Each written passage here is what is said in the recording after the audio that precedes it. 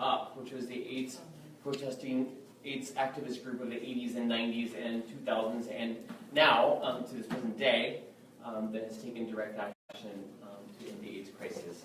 I got hired on January 1st as a result of this election that a whole lot of us found upsetting. The vast majority of people in the country, as it turns out, and with a one-sentence job description, which is to go save the Affordable Care Act. I'm like, sure, okay.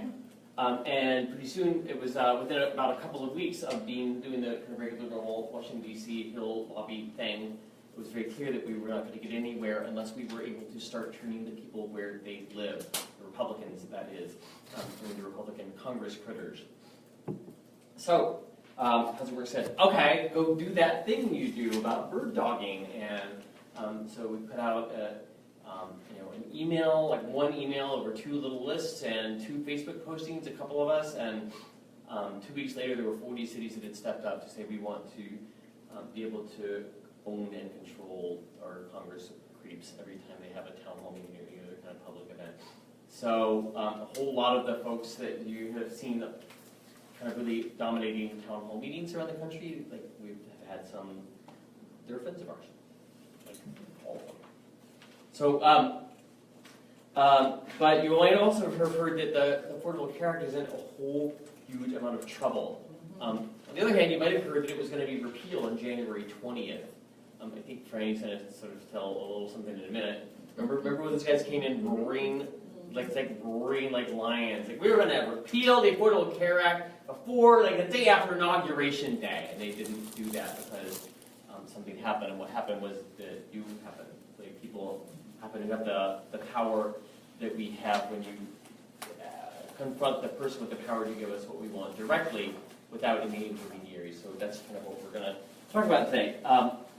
And we can also talk about a huge action coming up on Monday, like this Monday in Washington, that we will pay to send you to.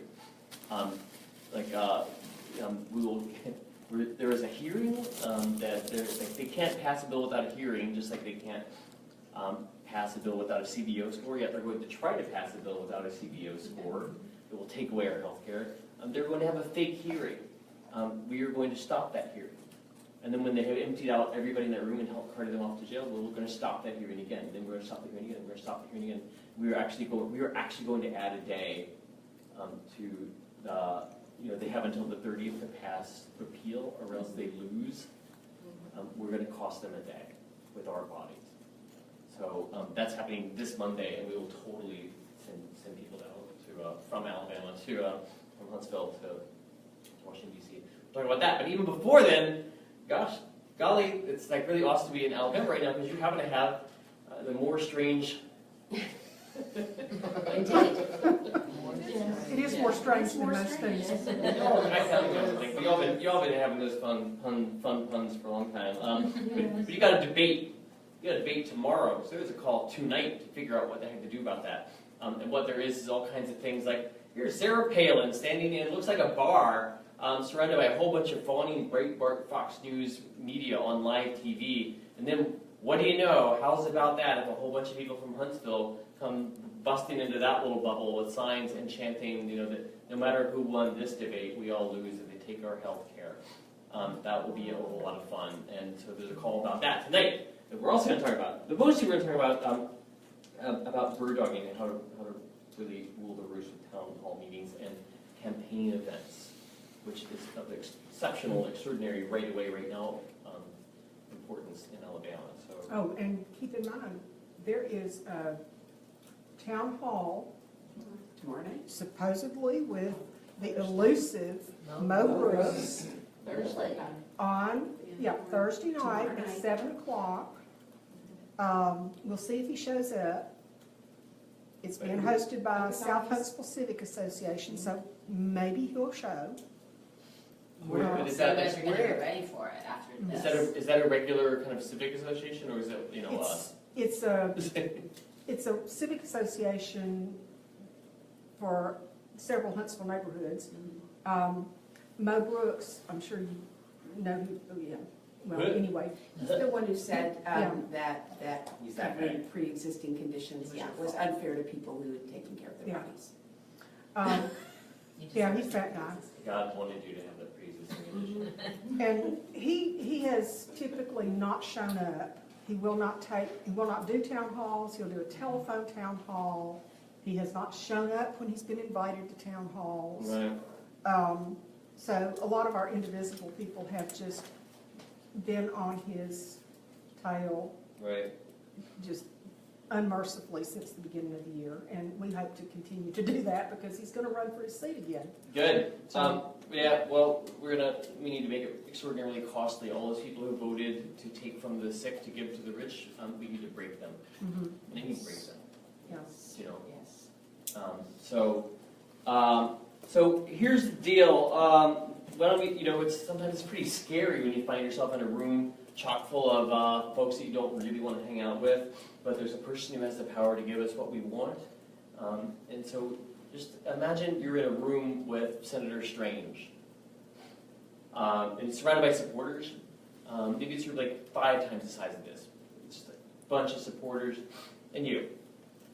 Can you say your name, your organization, if any, and one barrier that might be make it a challenge to just rock up to Senator Strange and ask him a question about health care? My name's Paul. I work for Housing Works. It might be hard because there's just a bunch of big dudes around him, and they're sort of having they have padded shoulders and they're tall and they never let it. It's hard to get a word in. Well, considering he's 6'9", it's hard to find. So just say your name, your group, if any, and one thing that might be a barrier to approaching and asking Senator Strange a question about health care. That's you. That's me. I am Nancy, and I am just a citizen, although I am a member of the Madison County Democratic Party. And I think it would be difficult because the people who are his supporters are generally loud and angry and would shout me down. Senator Strange. Mm-hmm. So that's good. So sometimes we think that we would have to ask a question that would piss everybody off in the room. A really awesome bird dogger, it's kind of a secret agent. We don't do what Indivisible says. We stand there and hold up a red card or a green card and identify ourselves as the people who didn't win that election. That the person with the power is actually not accountable to. We actually just talk about why healthcare is awesome is because it is the thing that is the most deeply felt and widely felt. That every single person, no matter what kind of a militiaman douchebag they are, they also have a powerful healthcare story. There ain't nobody that you can't move with a story about healthcare. So a lot of times the really good killer bird dog question is the one where the whole room gets quiet and leans in and listens. Because you didn't say we need single payer instead of these corporate, all this corporate welfare for insurance companies. You might say instead that, we went about how you lost a bunch of years of your life taking care of your grandparents, and they had a pre-existing condition. Their cancer medications cost $250,000 a month, even though it was paid for by the U.S. taxpayer dime, and will you support a plan that reduces out-of-pocket expenses rather than raising them? Do you know what I mean? So getting personal rather than just... We're getting ahead of ourselves, I think. Yes, that's good. Okay, cool. Hi, thanks. Say your name and everybody from I'm America. Susan. I am also a citizen and a member of Democratic Women. And I think an obstacle would be that I would be a little bit uncertain about my knowledge base. I don't know if I would know all the details if someone were to challenge me. Sure. A lot of times they seem so smart, right?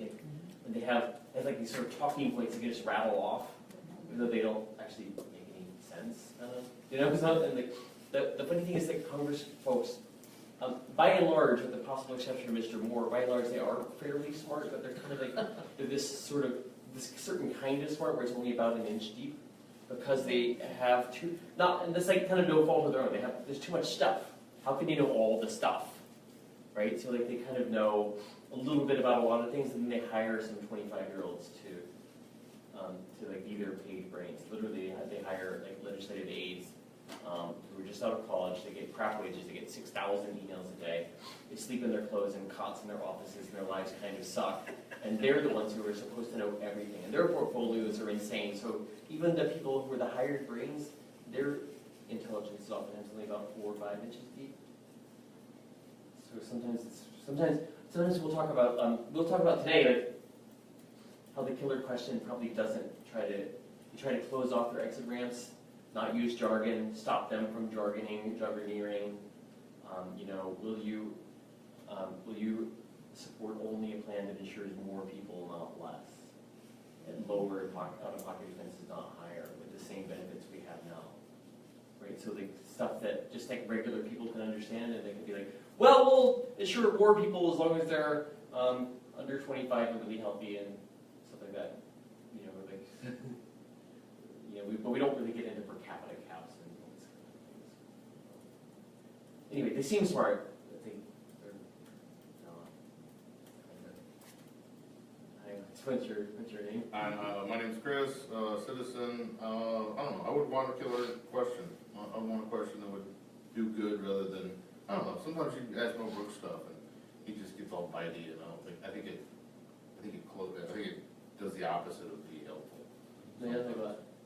Oh, he gets angry and everybody in the room shuts down. I mean, I don't know. It's just like I've just seen it happen. Yeah. And I don't know. I'd want to make sure that we had something that was helpful instead of. What do you think would? Well, you described it as a killer question. I think that's what I would be seeking. And without it, I think it's just people yelling at each other. A lot of times, okay, so this is kind of it's a dirty trick scenario. You're in this question because actually you're not going to be in a room by yourself. You're going to go with a posse.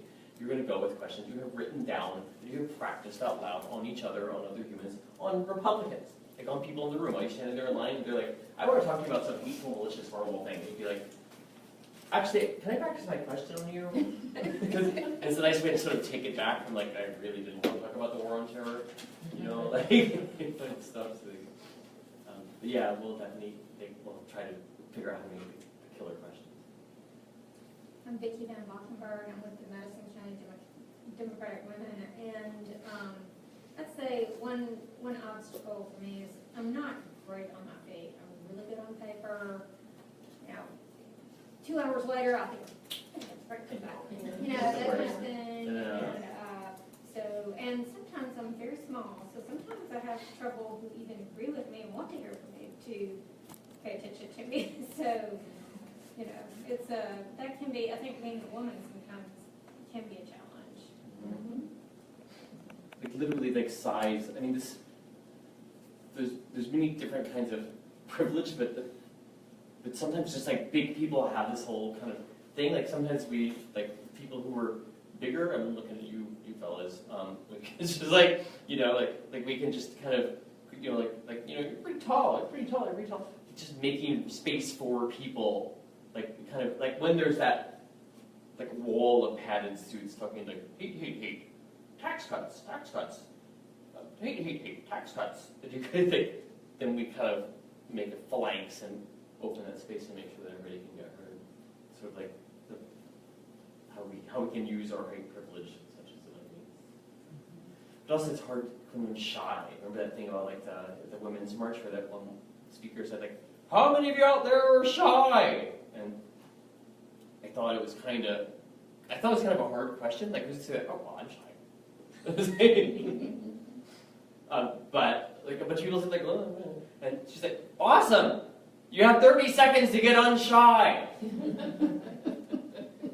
But it's something to think about. Like these are times where all of us are already doing things that we never did before, right? And so like now I am trying to mumble less when I talk to other humans. Like, you might try to like project from the diaphragm or who knows what. Like we also just have to kind of, maybe when we're in a room full of people that you'd rather spit on than talk to, maybe it's almost like you assume a role, like we're actresses, secret agents there to extract something from the powerful on a mission, and that can kind of help get us out of some of the things that can be so. I'm sorry, I have a lot of sympathy for what you're saying, because it seems like it's a lot of things that I feel.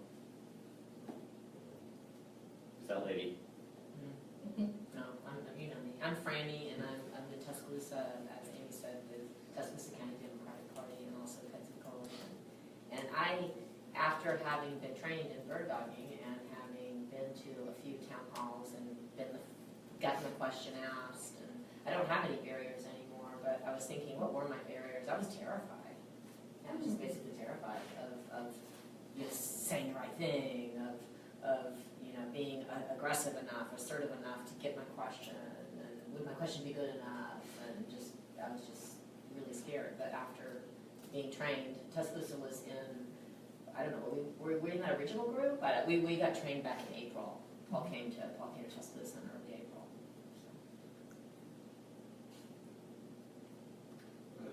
I'm Tim, Indivisible Huntsville. I guess that's the organization I can claim belonging to. I am a bit of an introvert, but I'm not quite as bad as I used to be, and the anger's helping. Yeah. But I already have a killer question, so I think I'm ahead of the game already. Hey, you're going to practice on us later. Yes. Awesome. We would be like, yeah, that was pretty good. Good question. What do you think? So no barrier. You can't imagine anything. So you don't have to. Well, the anxiety is a little hard to overcome, but I'm working on that. Yeah, it's totally legit. It's like it's cool when we kind of go together as a team and stuff like this. But then it's kind of terrible because there's another thing you're going to learn that you actually don't get to sit together. Maybe for a big rally, for like a big thing, or something we're just going to disrupt it, going to make a splash, or trying to provoke a response. We've even had a big rally where you're disrupting it to get a round of applause, for us for the candidate, and we just made them speak about something. Even George Bush, we disrupted him and made him talk about something we wanted to talk about. And we had prompted him to say the right thing. He said the right thing, which we wanted to do to put pressure on the other guy, and he got a big round of applause, and we got a round of applause from the president. You're like, yeah, so there's always ways to figure stuff out. But if you're in a town hall meeting, if you're in a campaign event, that's what we should be thinking about much more than town halls, is campaign events where you are surrounded by supporters. Typically, if there's a question and answer kind of thing, you are probably not sitting next to each other. It's like all 7 of you is sitting in the front row, and you got your matching T-shirts on, and you all put your hands up there, like, they may not call them. Hi, what's your name? Hi, I'm Louise Crawford, belong to Madison County Democratic Women and Indivisible. And so new activist recently. I would say the anxiety of asking a question and being knowledgeable enough to ask the question and to get the answer that you want. And then I do get frustrated often when they respond and don't even answer your question. And then what do you do, You're just like, okay, what was the point of that question? They just completely ignore me, that kind of thing. You're going to learn how you'll get not just the first question, but the first, second, third, fourth, fifth, sixth questions, and how they might feel like they can get away with just sort of completely ignoring your question. You just ask a question about pre-existing conditions, you're like, that's right, let's talk about guns! And you're like, but then the next person is also one of you, and they will say, I was going to ask a question about guns, but actually didn't answer that young woman's question over there, and then they just repeat the question, and then there's this aggregate power, that then they start crumbling, and pretty soon they're the puddle of tears, and it's kind of awesome. So there's some magic tricks that you're learning. Thanks for coming. What's your name? Ernie Dunn, and I'm with the Madison County Democrats and Madison County Democratic Party. And I haven't done anything as far as activists. Well, I guess I marched in Birmingham. So I'm new. Awesome. I guess my question would be that because, if I can see, I'm African American, that I would be automatically patronized if I was in that group, and then only in the group. But I'm one of those kind of individuals that I go right to the front and sit down. So you have a lot of bravery, I do it all the time. From childhood, that's what my mom taught me when I was there. So always go to the front. Awesome. That's a big part of what we need to do is that we make eye contact with the people. Right. And the other thing we do that's different, we love Indivisible. Don't get me wrong, I spent like half the day on the phone with one Indivisible or another, like and some of their founders, we are supporters. We are like making eye contact with them. We are cheering. Unless if they're saying something that makes your skin crawl, you don't have to cheer. You know, if they're like, but if they're saying like, hey, jobs, and you're like, yeah, jobs, or like they just, a lot of what they're saying is just, doesn't really matter, just applaud. If it doesn't hurt, applaud. Like we smile, I like to, be like, when nobody else is applauding, it's like not even an applause line, you go, yeah! like really loud like that, so they're like, oh, hello, supporter.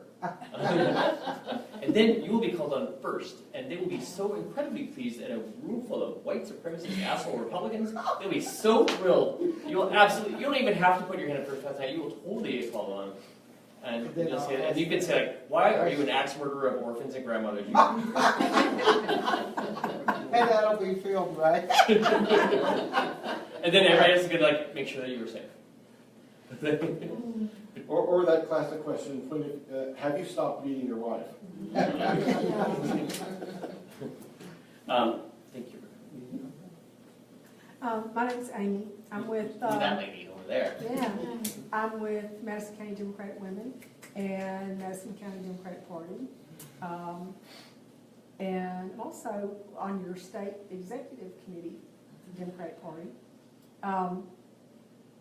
And I think one of the barriers probably for me would be like that shyness that Vicki was talking about. The anger helps, but the other thing about the anger is sometimes it sort of overtakes. So if I can overcome the shyness with the anger, sometimes then it's like, okay, I can't quite control what my questioning is going to be, and it isn't necessarily going to be sometimes nice. So, and sometimes that doesn't help, then you just end up looking like you're either, too shy to say anything or you're too angry to talk to. Sometimes folks have said this, and like when the last few months we kind of started saying, name your barriers, mm-hmm. That's been very interesting. But like, actually, seriously, for real, mm-hmm. The killer bird dog question is emotional. It has anger. It touches what people feel. That everyone on all sides are very, very worried about something, in particular about healthcare. They are pissed off that their cousin had leukemia and couldn't get the medicine. They are very, very concerned about the cost of their drugs.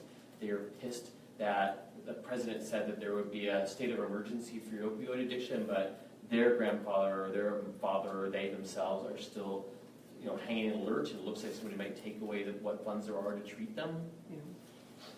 So, if one isn't feeling emotional about somebody who wants to take away health care in order to give tax cuts to millionaires, then there's something wrong with you and you're not American.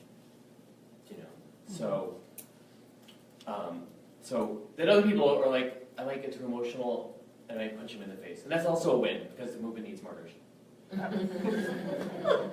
I'll try to keep that in mind.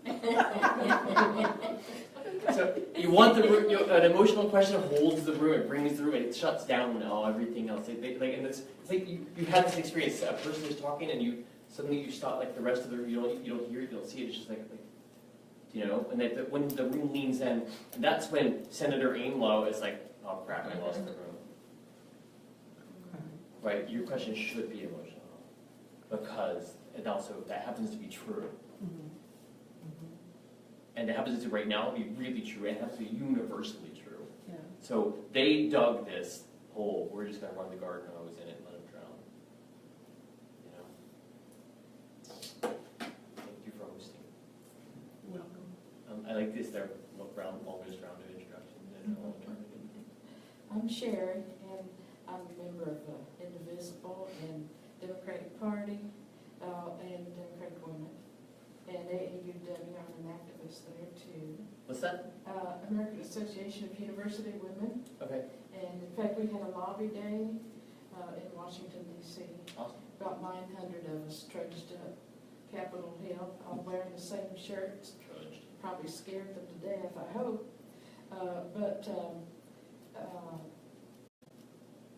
You know, as a short woman, and we've been taught to be nice, you know, to be polite and to be ladylike.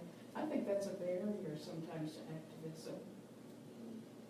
But I do think the more we do this, the easier it gets, and the more rewarding it is too.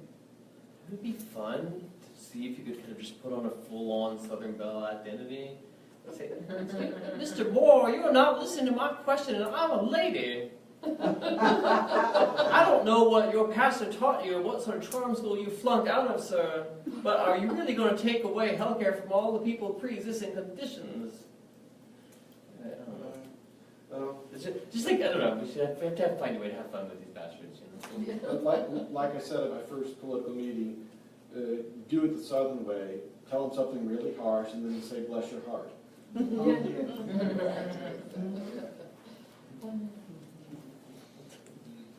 Forgive me for punching you in the face. But punch face. I'm Hanu Kamakalam from Madison. I've been involved with the Limestone County Democratic Party, and I'm also active with several indivisible groups, Indivisible Huntsville, Decatur, Athens, and once in a while I go and attend the Morgan County Democratic Party.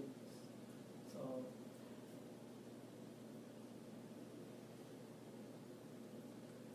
I mean, this is how I like to, usually, I like to give some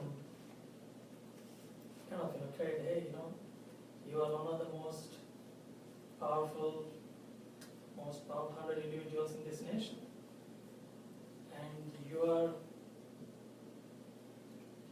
you have hundreds of thousands of people's lives in your hands.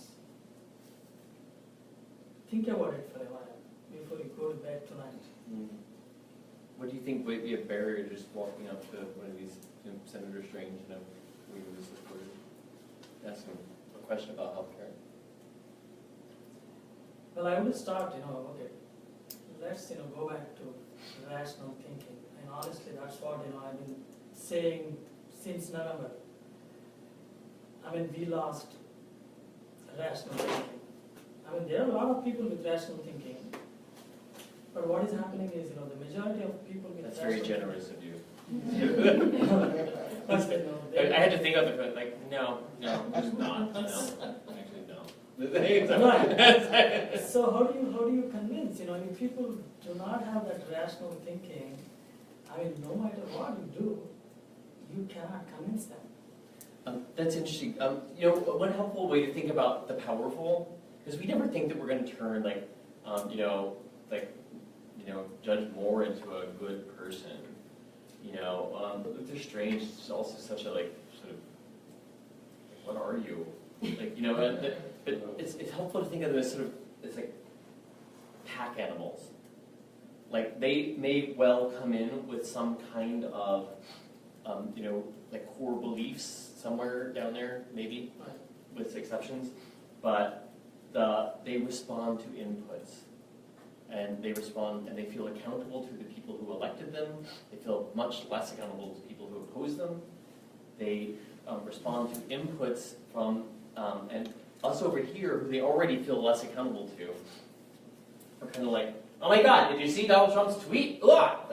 North Korea, Russia, oh dang, the environment, oh wow, our president's a rapist. Oh, and about that healthcare thing, and we're kind of like, because we're about what about all the things? So us over here, we're kind of like, all the things, and them over there, they're kind of like, we'd like you to kill black people and give us tax cuts. And P.S. Can you kill some more black people and then give us some tax cuts? Right? They have an extraordinarily simple message. It is at all times divide poor and working people against each other. and take their money and give it to rich people. It's like the end. Like so so it's sort of like, wow, you know what? They lost on healthcare. We beat them. They're up until next week. We still will beat them. They're like, so they're like, well, we lost on healthcare. Now we're going to do taxes. What do we do for taxes? I know. How's about we cut Medicaid and give it to rich people? It's like, wait a minute. That's kind of like that last thing. You didn't win. It's like they have so on the other side there are always some like a bunch of the people they feel slightly more accountable to. They're being pulled very, very consistently.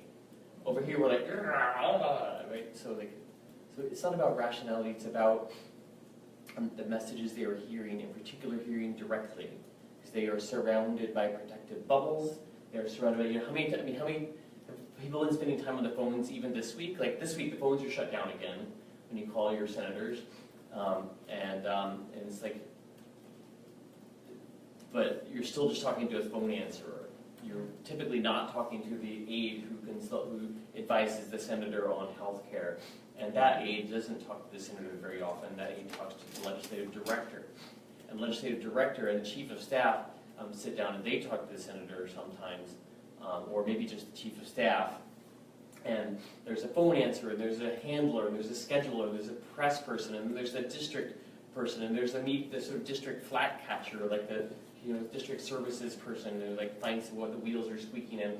All the entire constellation of people around the person with the power derive their power from keeping you away.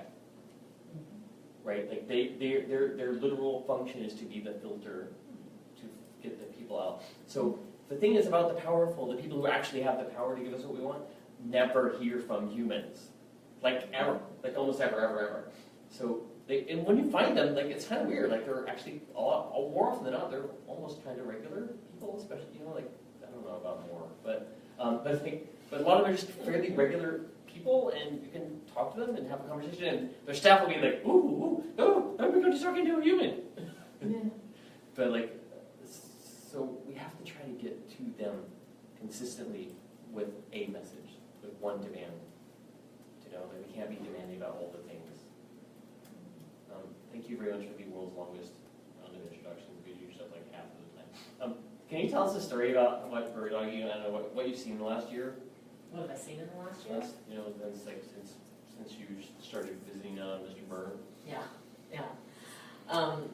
Well, as he said, first off, we thought they'd be peeled right away, right? The first thing, and it did. We were calling, and we were emailing, and all this stuff was happening. And then in March, for a second, we thought we won, right? When it didn't pass the House. And then Paul came and taught us how to bird dog. And a week before that vote in May in the House, people like Bretton Byrne and Gary Palmer were actually doing town halls. And I learned how to bird dog. So I went down to, where were we? Some weird place, not Monroeville, like a suburb of Monroeville, Alabama. And I forget what it was called, but anyway, a small town. And didn't get the first question. He had the first question, but I got a question, and it was very powerful to ask a question, and it was actually very emotional. My personal story is my daughter who lives with mental illness, and she had just had an emergency room visit like 2 weeks before, and it was an emotional story, and it did kind of make me get teary. It was weird. Then I started asking it enough, and it started sounding like it wasn't real because I'd memorized it so well. So that can be a problem. Meaning the emotion needs to be there. And the emotion was there the first time I asked it. And it was great. And then we got in the car and drove to Gardendale and did the same thing to Gary Palmer. And then when we did it to Gary Palmer, there was a bunch of us in the room. And what happened was everybody was asking basically the same question. That's kind of what you're doing. It's all about healthcare, and there's really only a few core questions that you want answered. You want, are you going to vote only for something that insures more people? Are you going to vote only for something that has lower out-of-pocket costs? Are you going to vote only for something that doesn't discriminate against people with pre-existing conditions? It's very simple. The end question is very simple, and everyone keeps asking the same question. And finally, Gary Palmer was, he was getting a little uncomfortable. And then again, But that was pretty interesting because both of them claimed credit for an amendment that neither of them had anything to do, that supposedly protected pre-existing conditions. So both of them have received a talking point about an amendment that they did not write that was supposed to protect pre-existing conditions, but in fact did the opposite. right. So they both felt the need to. They both were starting to get squirmy. Like, I'm getting in trouble on this pre-X thing, and so they like. Did they answer the question?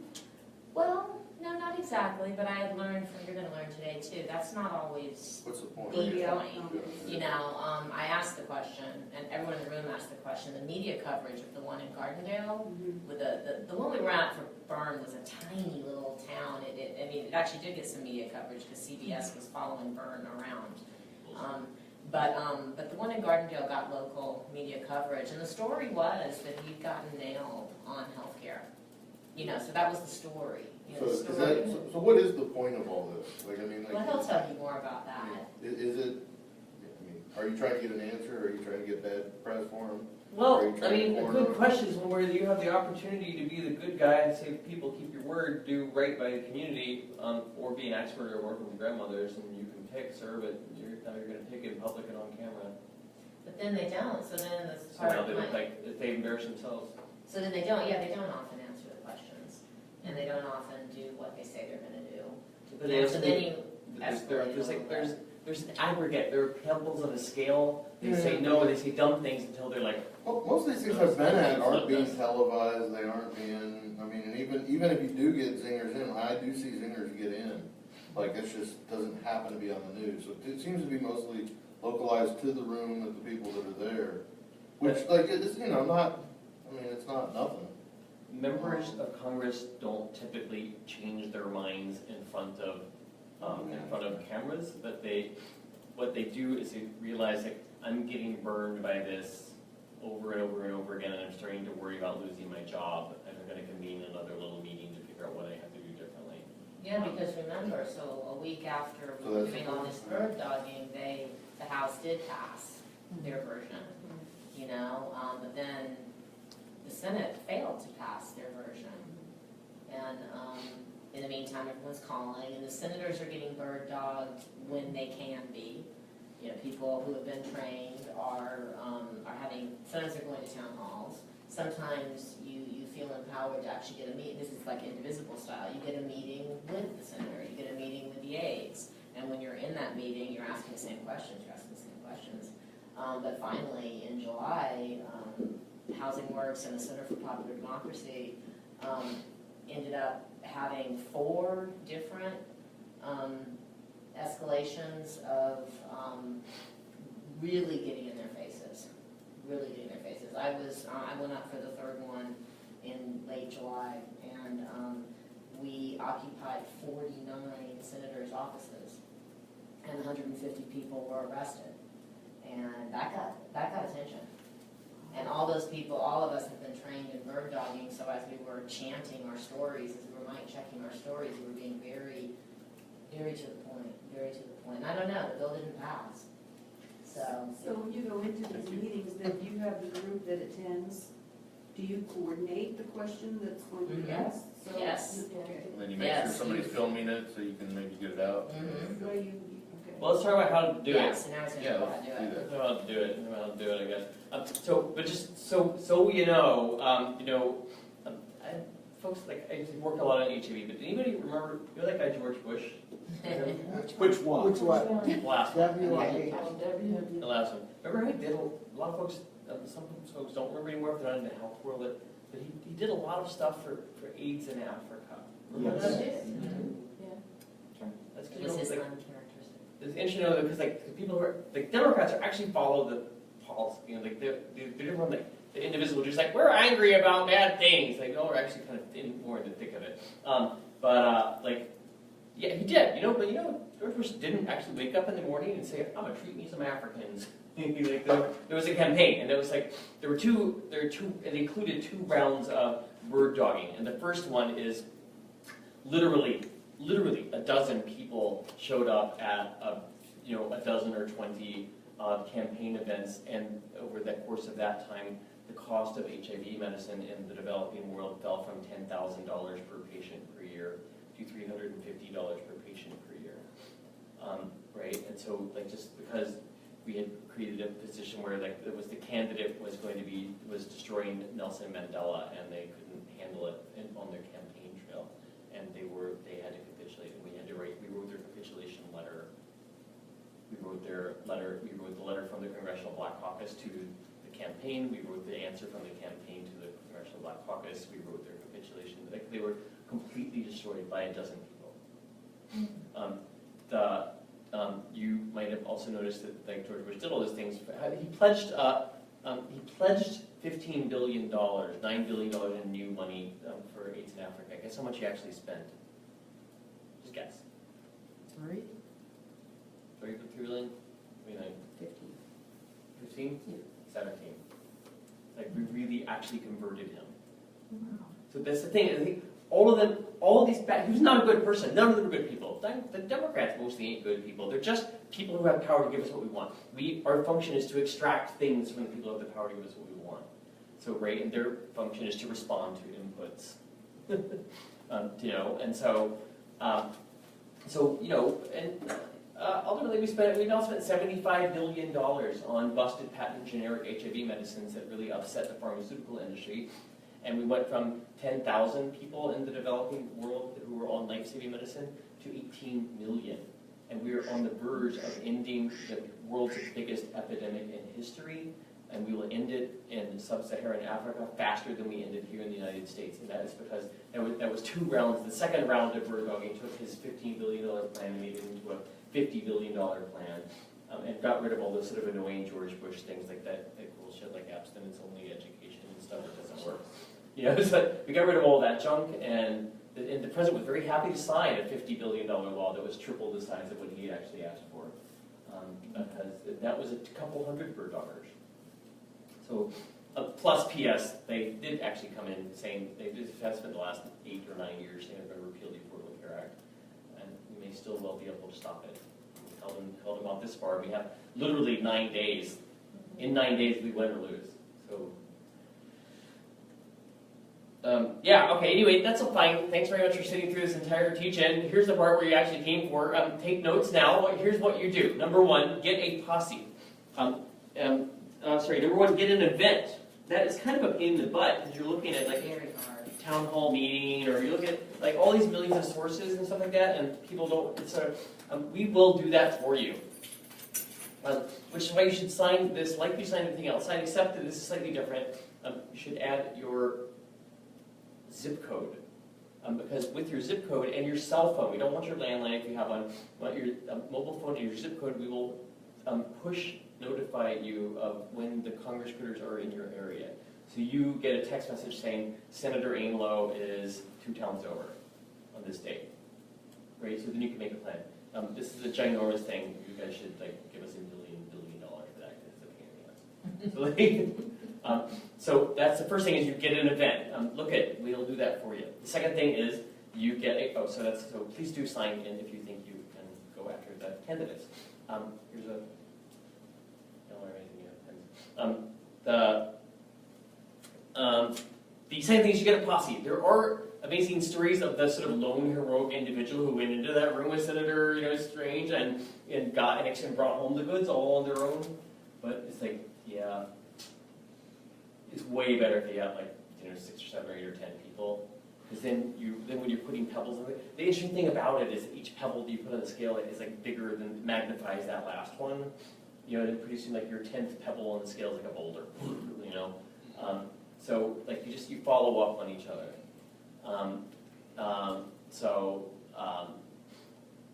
Literally, there's these bunch of first-time bird doggers. This is all the way back in 2004, when we're just starting to invent all these kind of tactics, literally on the fly.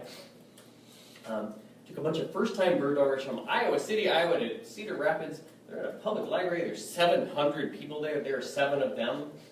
They got 8 questions. It's so you want a posse because you're going to control the room. So they get 7 of 8 questions. They get 8 questions, only 7 of them. get a posse, then get a plan. That's number 3. So get an event, get a posse, get a plan. Different kinds of events need different kinds of plans. For instance, the go and bird dog the debate thing tomorrow is probably a different kind of plan than bird dogging a classic town hall with questions and answers and stuff like that. Bird dogging a big rally is probably, with like thousands of people and no question and answers, is probably a different plan. We know how to do all this stuff. Like we went to a thing where you okay, everybody will get right at the very, very front. We'll go together. There's 7,000 people. We'll get in the very front, and we'll fold up a left by 17 signs in our pocket. You will give the cue to chant. We will chant 7 times. So you have to say how many times you're going to chant. Like your first chant will be your second chant will be really awesome. Your third chant, you start getting by your fourth chant, you're getting drowned out by booze or who knows what. So you have to say, we'll chant 7 times, and you chant at the right time to provoke a response from the candidate or something like that. So there's different kinds of it. A fundraiser where there's no question answers. You showed up and you've been very friendly with everyone, and then you just put your hand up. An event with a curated town hall where there are no question answers. There's like a bunch of cool plans that have come from people in like West Palm, Florida, came up with some pretty awesome things where you could make your question in the form of a Burma shave sign that stretches across the entire hall, and so the cameras behind can see it and in front can see it. And you just hold it there for 20 minutes so the guy is trying to pretend he doesn't see that, and he's just starting to sweat and look like an idiot. Anyway, so get an event, get a posse, get a plan. We will help you with the plan. We will help you with the posse. We will help you with an event. Number 4. What is number 4? Get good seats. Get there early. You got to show up annoyingly early to get good seats. Like, seriously, we are going to get good seats for this hearing coming up where they think they're going to take away our health care. We will show up at the building at 7:30 in the morning for an event that does not, where the doors do not open until 2 in the afternoon. Because we want every seat in that hearing, like every single one. There are a whole bunch, it's a whole constellation of people who are paid to sit in lines for the powerful in Washington, D.C. So we're going to beat all of them. So you don't have to do that, but you do have to show up like an hour early, always. Like for just about every dang thing. It's so annoying. Because then you're sitting in line with like these really rude people. Oh, hello. Hi. That's a really awesome Confederate flag thing you have there.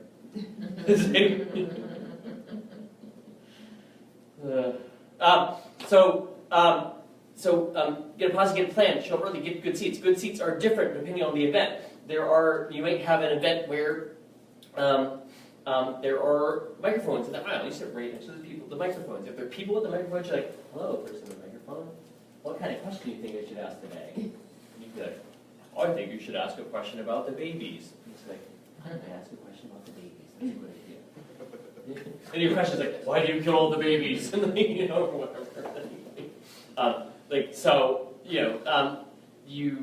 There's some flirting with the microphone handlers has worked even when we were only 5 people in a room of 8,000 in a stadium of right-wing, like religious conservative haters, and a candidate cattle call, and we got 3 of the 4 questions. It's amazing. But mostly you sit very close to the front, very close to the center, yet you do not sit together, right? Because you want to be making eye contact with your target. We are applauding. We are cheering when they're saying stuff. We're not saying stuff that makes you just want to vomit. Then cheer. So cheer a lot. We're even trying to make friends with the people who are near us who are cheering. And we do that thing where you get noticed when nobody else is cheering. And stuff like that. And also while you're waiting in line, because since you're not sitting together, you made a text loop while you're waiting in line outside. So that you aren't shouting like, hey, Amy, because she's that far away, but it's 3 aisles, and there's a whole bunch of, you're not together. You're not wearing matching T-shirts. You're not wearing Bernie Bro T-shirts. You're wearing the drag of whatever the people are wearing in a Republican event, in this event. Can you remind me to put that over the bird dog list? Remind the people not to wear their Bernie Bro T-shirts. Yeah. I keep forgetting that. They do? I mean, Well, like, typical Bernie bro. just some of them I know, just like. Yeah, I like, think that first, small town Alabama thing we went to, it was still smooth enough, and I think I intentionally wore a long sleeve shirt even, to just kind of, no, I don't have a tattoo. I'm just a nice little middle-aged woman. And I'm not standing near him. So you spent out. You were sitting near each other, but mostly sitting near the front and center because you want them to see you. That you're making eye contact. We are batting our eyelashes. We're using whatever we got. So God they. blesses and amens. Yeah, absolutely. So that's kind of low vibe. So then here's the magic trick. This is important. There's three actually important things. This is one of them. It will sound too simple. You'll think like, sure. Or you actually have to do it. It's so important. We're going to practice. Is it because people don't do it? And you see people spend their a whole dang day waiting in line, writing questions, practicing, doing it, hanging out with people that you really don't want to hang out with, and they didn't get around. They don't get their question asked because they did not do the magic trick that works every time. And by every time I mean every time, I mean 100% efficacy rate. If you have cheered and you were visible and you put your hand up first, high, and fast, all of you, on the first, second, third, fourth, fifth question, you will get the first, second, third, fourth, fifth question. But you have to do it. So so when they say, I think I got time for 1, 2 questions, you're like that, okay? So we're gonna practice. I think I got time for a couple of questions. You guys, you could have stayed home. You could have stayed home. You're not gonna. The thing is, it's harder than you think because we are squishy liberals. We are polite, nice, modest people who put our hands up on the second or third question. We put our hands up like this, like a wuss. We're not there to be our normal selves. We are actresses this day. We are there to extract something from the bad man. Exactly. But see, I got time for one more question. So, good job. See?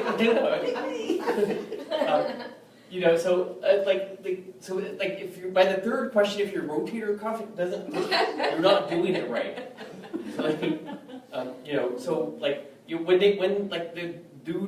When the target's answer is starting to wind down from the question before, you're already before they even ask. So this is really important, and it really, really works. But you really got to do it, and you see folks who just don't do it, and you're like, sorry about your day. That's pretty terrible because you're emotionally scarred for the rest of your life. This day, you don't hang out with more people if you don't have to. So put your hand in first, fast, and high. So you got to admit, you got to.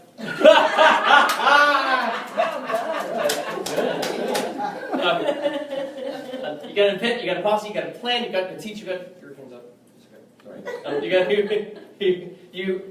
Then while you are asking your question, everybody has to ask a question. While you're asking your question, you stay there with Senator Aimlow, right? Because they'll be like, that's a very good question about healthcare, and I recall the time there was a baby deer that came and fell ill in my front yard, and I took it into my arms, and you're like, that's awesome, Senator, about your pet deer, but I was asking about pre-existing conditions. So you stay with them and try to keep them from slithering away, which is hard for you. Try not to let go of the microphone. Try to stay with them. Don't sit down. Right? You stand up to ask questions. Don't sit down. I like this. I have a 2-part question. I'll ask my second part after your answer, and your second part is your first part. Everybody else, though, you all are because you all are recording, right? Because it's important to get it verbatim. At least one person should be writing it down, because a lot of times, I don't know, maybe 1 in 3 times, something like the video just doesn't come out.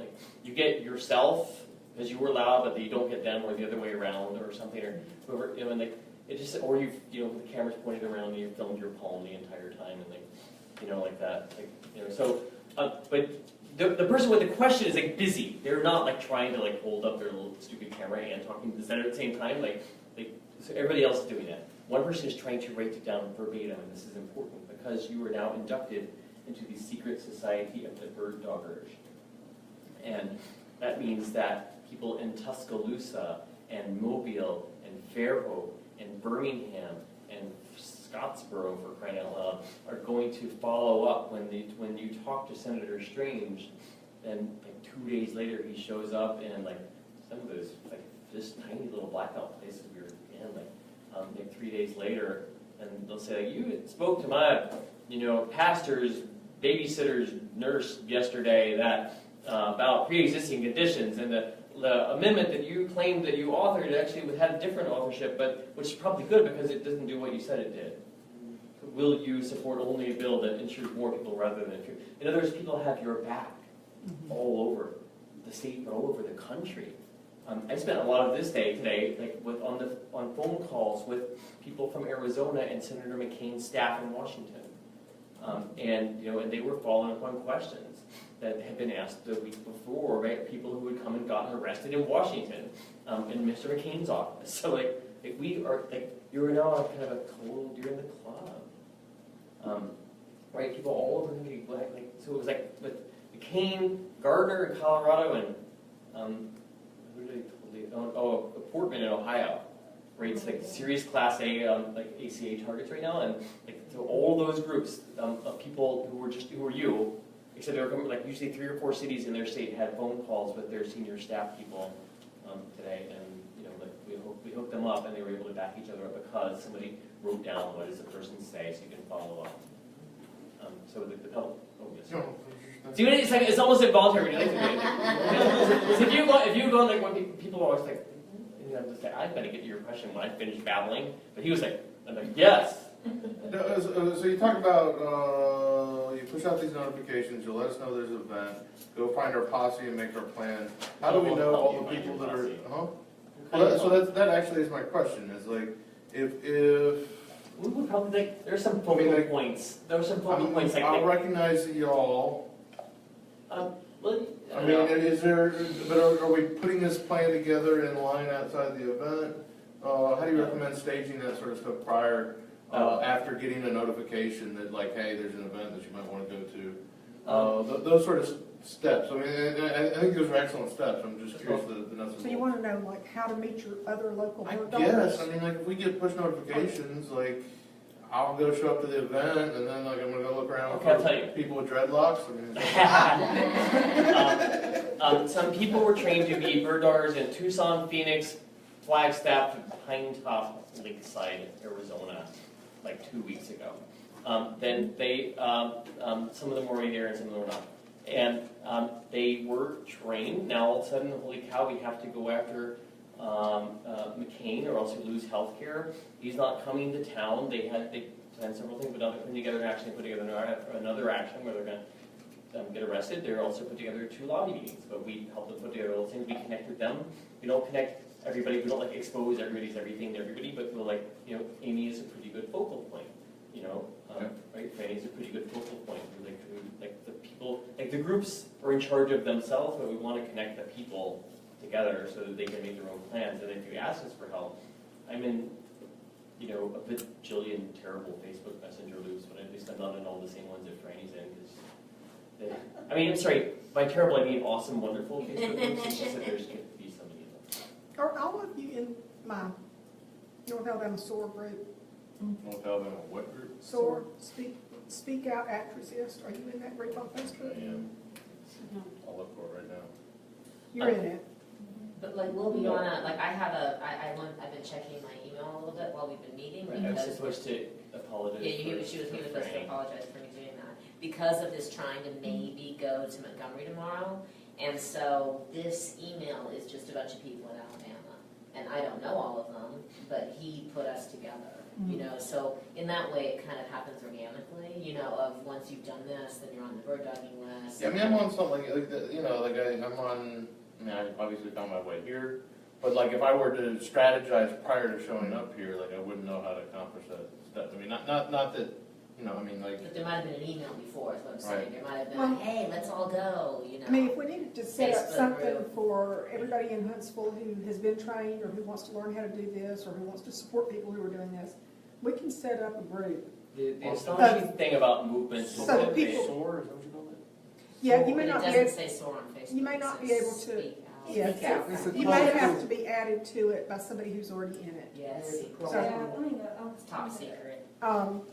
But we can always put together a group so that, A In group to have a between group is not that things. cool, but a group of people who want to put together an action in 3 days from now, that is big. well, no, what I'm thinking is, Really almost thinking of it. I think what his question is how am I gonna recognize my other bird doggers when I get there? and get on a plan, because I mean, I think, like, I totally recognize you're talking about the importance of a plan and strategy and figuring out what's happening. But I mean, we can put together something where those of us in the Huntsville, Madison, Decatur area, whatever, can meet in between and get to know each other. And that way, we will recognize each other at events that are pushed out. In Yeah, I was gonna particular say for the, Mobile is probably, I would say the Mobile Fairhope area is probably the most organized, like, bird dogging group in the state of Alabama. And yeah, they just, I mean, they're all in the same kind of groups anyway, kind of like maybe you guys are as well. But then there's like an email that will go out of, okay, there's 4 Bradley Burn town halls this week. And there'll be a set of possible questions, you know, and so person will sort of, well, we haven't talked about what makes it this question, but it's yeah. totally organic. The It's cool thing about organic, yeah. movements is that it's like water, Yeah. you know, like but what is also really awesome is that you guys know Franny, and Franny knows Carol and Shay, and Franny and Carol and Shay know Amy, and they know Danielle and Matt. Lauren, and they know Danielle and Matt, and they know that other one in Mobile, and you know, and all those people are like kind of amazing focal points who know a lot of other people. So, like, anyway, see, you can put your hand up first time fast and think that isn't even a question. Like it's kind of funny during a fundraiser or a thing that doesn't have Q&A. You just put your hand up and be like, all right. You're like, shh. Okay, so you have asked your question. You have recorded the answers. You are not done. Because then they do this funky thing. They leave. And what they don't usually it's during town hall meetings when they've been getting yelled at, they sneak out the back door real fast. At campaign events, they shake hands. They shake hands with lots of people. You have scoped out their exits already. There will oftentimes be some of those things you like lock your bike to, those little, little Brady gate things, and they'll be on one side and you'll be on the other, and you hand them, or their staff will take your phone from you and they'll give you like a little selfie, and you'll be like, you know, and like 100 pictures of me and like Ted Cruz, and he's like smiling, and I'm like, are you going to, you know, like, so you bum rush the handshake line. Even though you split up and spread out for the question and answers, rush the handshake line. And because you cannot be like two layers of bodies back, you have to be at the very, very front. But then you also, even though you split up, you get together. Because what you're doing is gumming out the handshake line. Right, and so you go up the handshake line and you spend, and you have now distilled your amazing 60-second killer bird dog question into a 3-second handshake line question, which is actually a lot harder than it sounds. But then you're taking selfies and you're getting them to autograph your pledge for $50 billion, and you're getting them to, like, and each one of you is kind of following up on the other, and the person at the beginning of the line films after they've gone, and the person at the end of the line is filming as they come up, and and there's usually mainstream media cameras also filming the handshake line a lot of times. So seriously, gum up the handshake line, follow them to their cars. My boss followed Barack Obama to the men's room. Like, holy cow.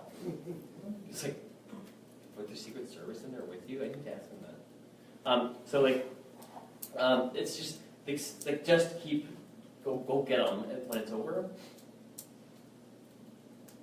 you're still not done.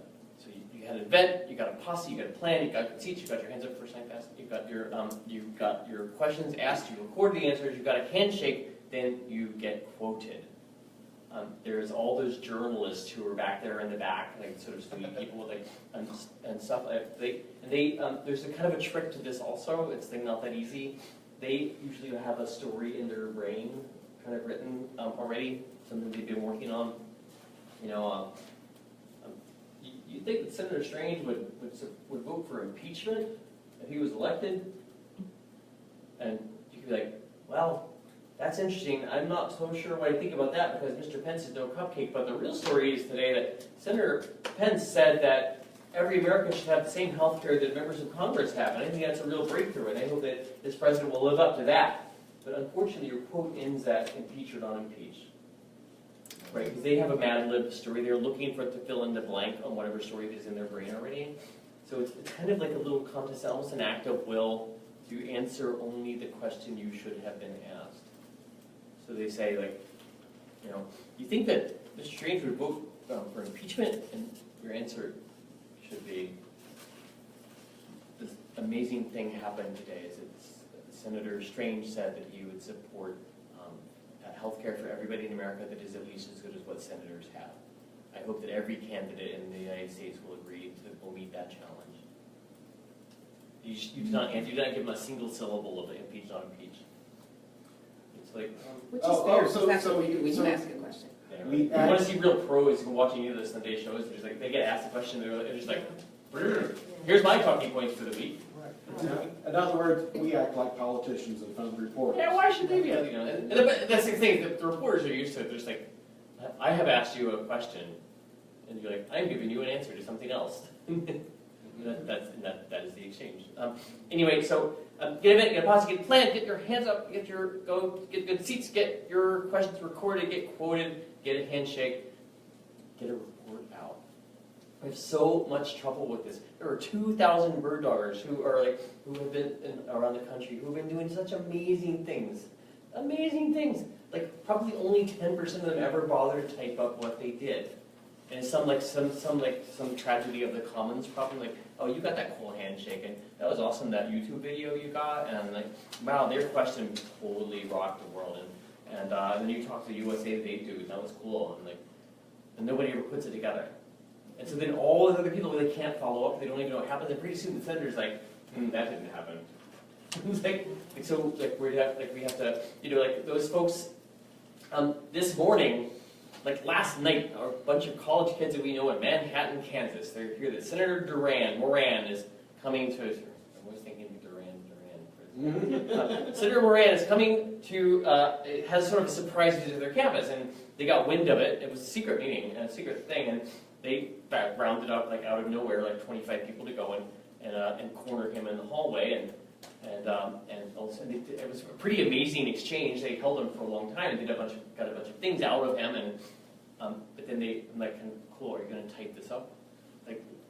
Like almost 2 weeks ago, people totally destroyed horrible douchebag Senator Cassidy in a medical meeting in Albuquerque. Our bird doggers roasted him. They turned the entire room against him. There's only 4 of them that were there, and they turned the entire room on their way in with flyers. They gave them back sheets that were unfoldable into 11 by 17 Save the ACA signs. And they canceled the Q&A here, just sensing that the room was against them. And so instead they just stood up and started a Q&A. And, you know, but it took them 2 weeks for me to extract them to write the report. So where do you submit this? Where's this? In the secret email list that you will be added to, which is only actions to save healthcare in Washington and bird dog reports. We went to Senator so-and-so, we said this, he said that. That's all. It's not like your local, like, oh my God, FML, Donald Trump has said the stupid thing. That's not that list, everybody's on this list. It's like, it's insanely moderated. There's like 50 messages a day that come to it, and like only one ever gets out. It's like, yeah, so that's it. That's the whole thing. You got it. So you show up early, ask killer questions, get the answers, get quoted about it, get a handshake, get a report out.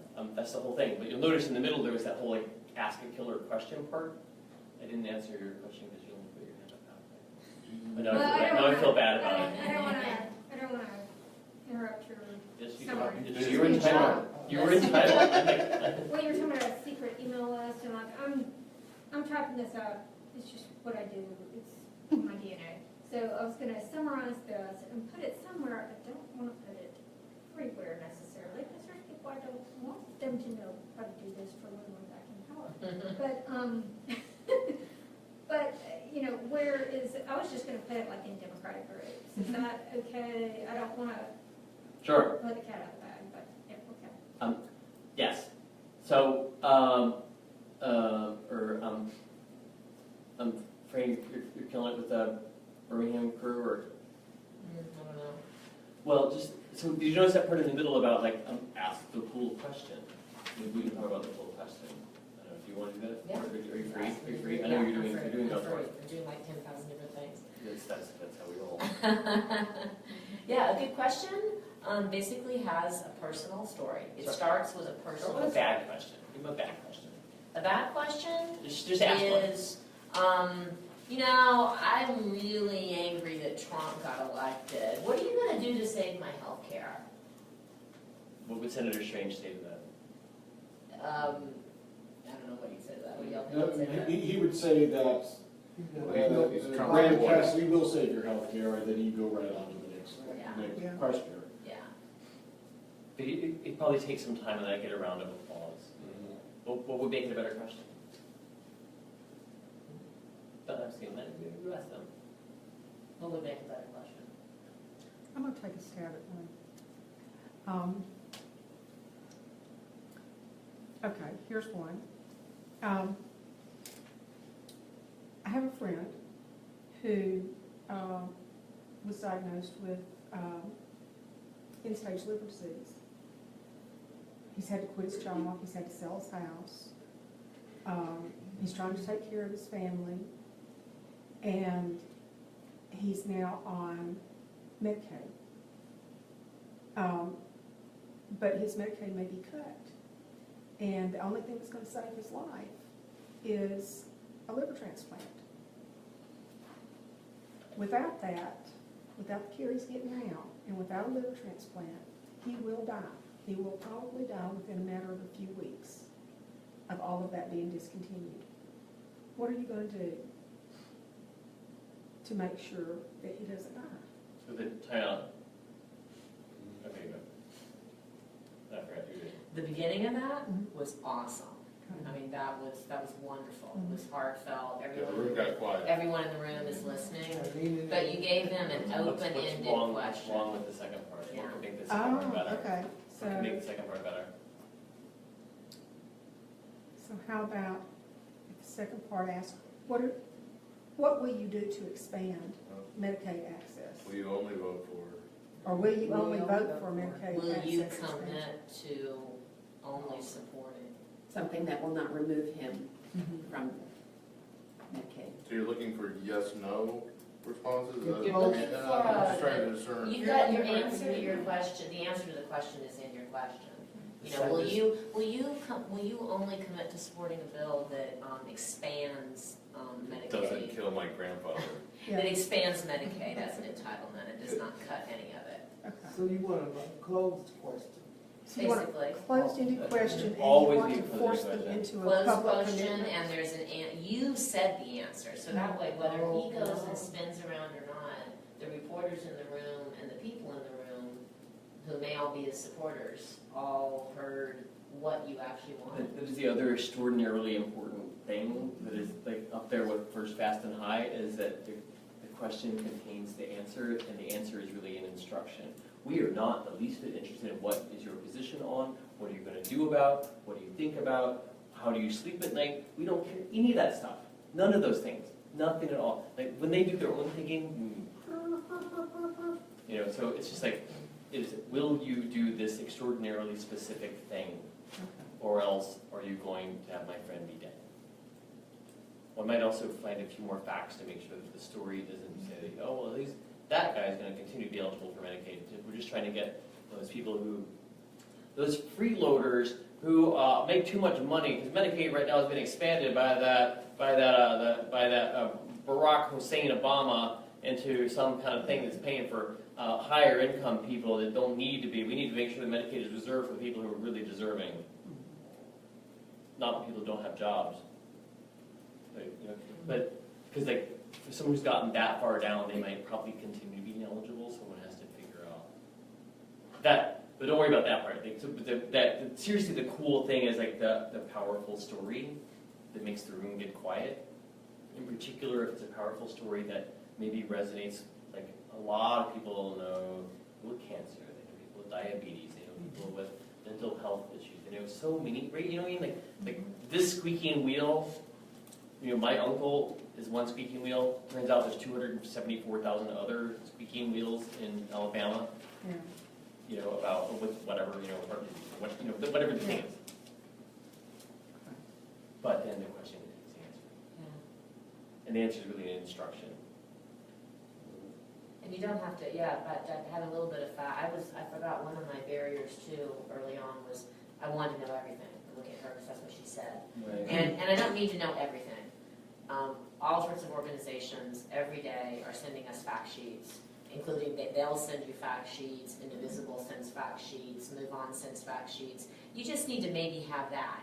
You know, just, you know, there are 70 million people covered by Medicaid in the United States right now, period. Or, you know, there are 240 million people living with mental illness who are covered by Medicaid. 300,000 people in this congressional district have pre-existing conditions that are protected by a bill, even if they don't know that they're even if they're not on the Affordable Care Act or on any exchange. 300,000 people will immediately lose benefits that they have right now. That is, you know, if you want to fact, you can say that is 78% greater than your margin of victory.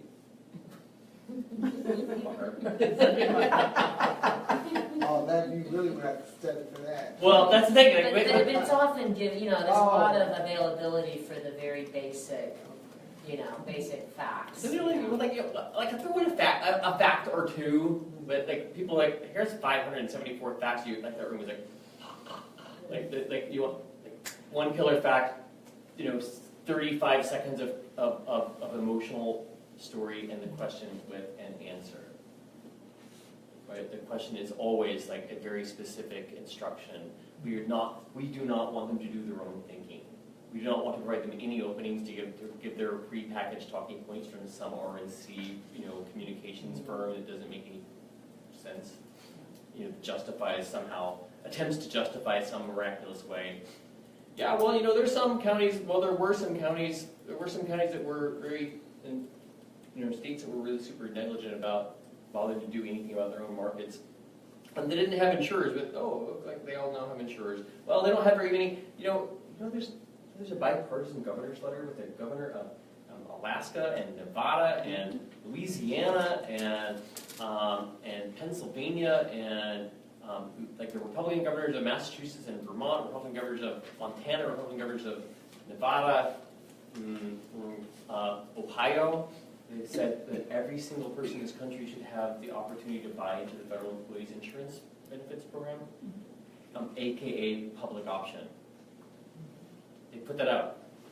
You know, it's like there's a deep hunger for bipartisan solutions right now. You know, like when we were really, really close and that got killed. Actually, a bipartisan solution had a lot of momentum over the last couple of weeks, and we actually attended the hearings in Washington. We flew a whole lot of people in to the hearings in Washington to cheer the hearings, and then go to Senator Heller's office and say, "We're going to take your job." You know, they get arrested there. But like you know, Trump Connell Ryan killed the bipartisan solutions bill in order to do this last hurrah thing to try and push through like the most brutal of all the kill bills. Like, anyway, if you want to like write some questions, I guess we should role play a little. Okay, if we have some time, we should role play. Maybe write some questions and practice them. And it could be Senator Inglow. I'm pretty good at slithering out just the way the real assholes do. So it can be very painful. But we can do that. We can talk some about Montgomery. We can talk some about Washington, D.C. on Monday. There's like 50 things happening in the next few days because also, as it happens, we either defeat the Trump legislative What's happening in Montgomery? You mentioned, is there something specific? Well, we have a conference call at 9:30 with whoever wants to call in, including any of you guys, about let's do something around this Palin rally that follows the And Gorka, is it Gorka? yeah, Palin and Oh my Gorka. gosh. The Palin and Gorka rally that follows the debate. So this is not, this is bird dogging, you know, part 3.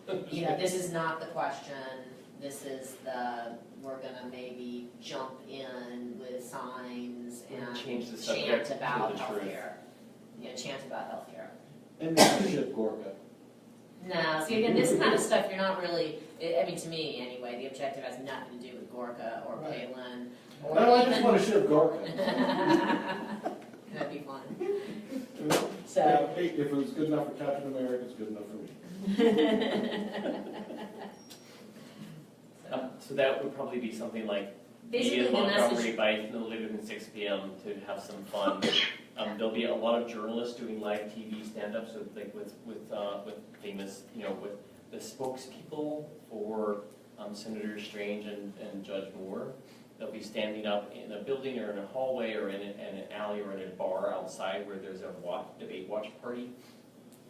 So the spokespeople will be there, the journalists will be interviewing them. We can intervene and have some fun and just say, maybe the message, we're talking about what the message is, but we just got invented in the car right over here. We're like, how's about we just show up and say, like, no matter who wins, we all lose if you take away our health care. Right. Like, all Alabamians lose if you take away our health care. so if you're interested in that, we can just give you the conference call-in number, and we can call in at 9:30, and it's really just forming, you know, it's forming. So, There's a bunch of us all over the state. but tell them about Monday in DC. There is a hearing. It is a hearing to give regular order cover to Senator McCain, who is trying to extract a pound of flesh, which is a few extra $1 billion for Arizona and a few $1 billion extra for Alaska. I don't think they're going to be able to buy out Collins with anything, and it's at the moment looking fairly mediocre. They'll be able to buy out Murkowski, however, they will be able to buy out McCain. So we have until Friday next week to turn another Republican or we lose everything. And that unleashes the dam, and the Trump legislative agenda can pour down upon us and leave us much more battered than we really are. Because in reality right now we've been winning. We've been kind of beating their asses. We've been told that we've stopped them. We've bottled up their entire legislative agenda. They've been able to do nothing.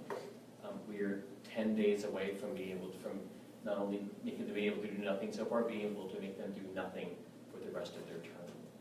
So it is a win everything or lose everything 10 days from now. Sunday, we're flying as many people as can come and risk arrest during a peaceful act of nonviolent civil disobedience. We're actually going to stop this hearing. We'll be joined by almost 200 people in wheelchairs. About 100 of them are going to get arrested. We'll be joined by tons and tons of indivisibles. None of these, all this is super not public information. This is not. Oh, I assume that. So, it's not in notes. Okay, I'm not getting that. Do you need anybody who has a good personal story to tell? Or is it not gonna be talking, it's just gonna be shutting down? It's going to be both. We want people to be able to Right now tell it's their live stories streamed. to I'll the have to save senators. it, go into We want the also, video thing, but I can change the there is price. likely going to be more And people then put to pack that room change than the there is price room back. in the room. Hold on.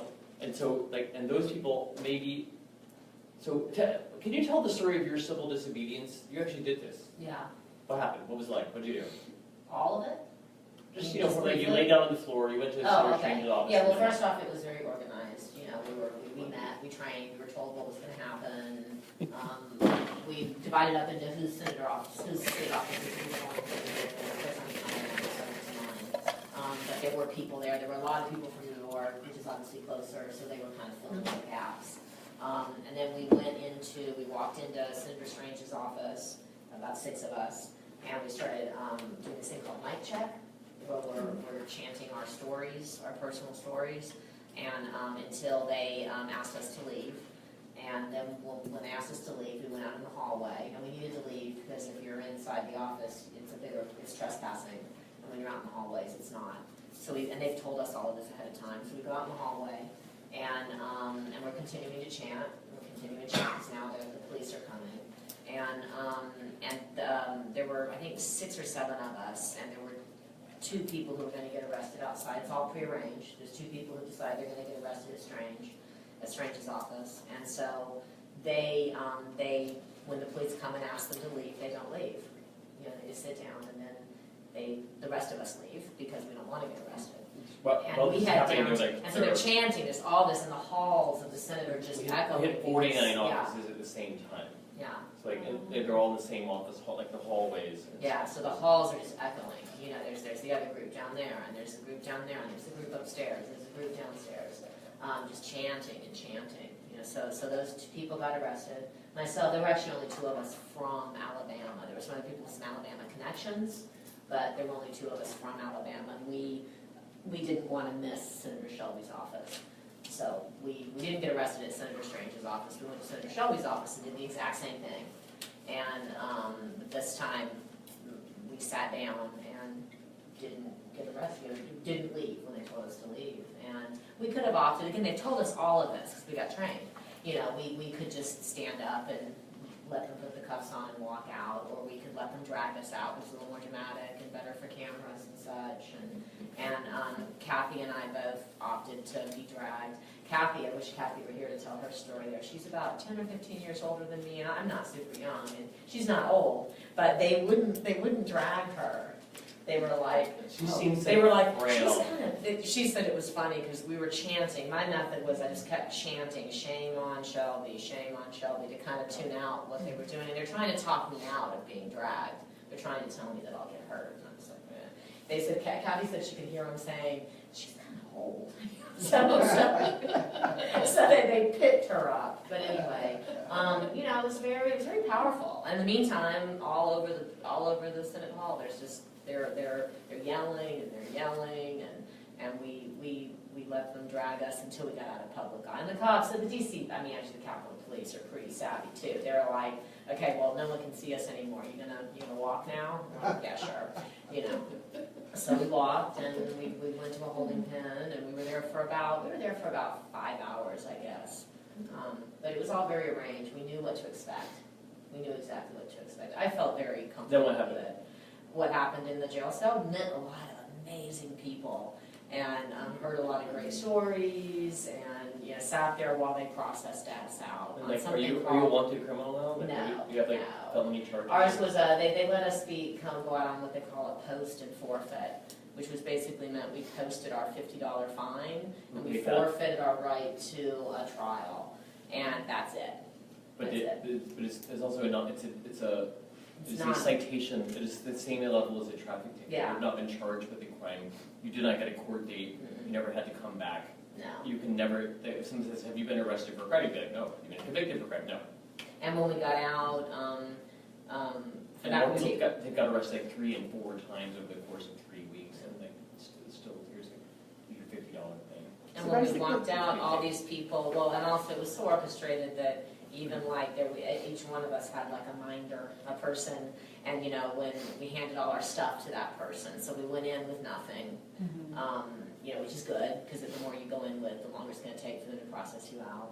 And when we left, several hours later, these other people who hadn't got arrested that day, because they're kind of divided up, half people got arrested, half people didn't, they're all standing outside, cheering, giving us water, giving us pizza, it's So I had heard some reports about them cracking down on some of these people and being not so much a traffic ticket. Well, you choose, I think, what you're going to participate in. I think the next week. What was the difference between, who's the lady that made the scene during the confirmation for One laughed?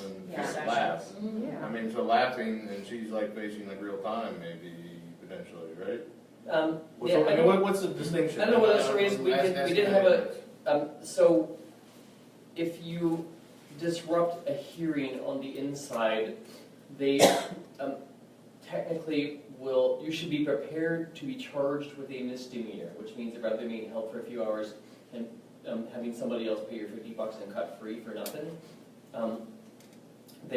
this one will probably be that you will spend the night in jail, see a judge, and not release until the afternoon. You'll get a court date later. They will, thus far, have universally offered people, don't get arrested for the next 4 to 6 months, and we'll erase this conviction. So that you again don't have a record, but that is a misdemeanor. That is a crime. Which is the other thing, which is like a nothing. So is the demarcation line whether you're in the hallway or you're in an office or meeting space? So when it takes over the hearing, there are never any guarantees or promises, so this is a slightly complicated answer, Yeah. so I have to give you the whole answer. So if you're inside the hearing, one must be prepared to be put through the system, that is held overnight, charged, come back a month or two later, 6 weeks later, and be offered some kind of deal, which thus far for all the people has been, go be good for a little while, and we erase it. So, however, when a whole bunch of people do it, and then there's a whole bunch of people doing the same thing out in the hallway, it can be, there used to be like, oh, fuck it. They sort of, like really, they're just like, the Capitol Police are kind of a funny animals. Like every now and then they have something really important, like, someone, like there will be a bomb threat, but most of the time they're just dealing with people like us. Like, It's not the DC piece, it's the police, it's the Capitol. Like they literally All go, they like, do.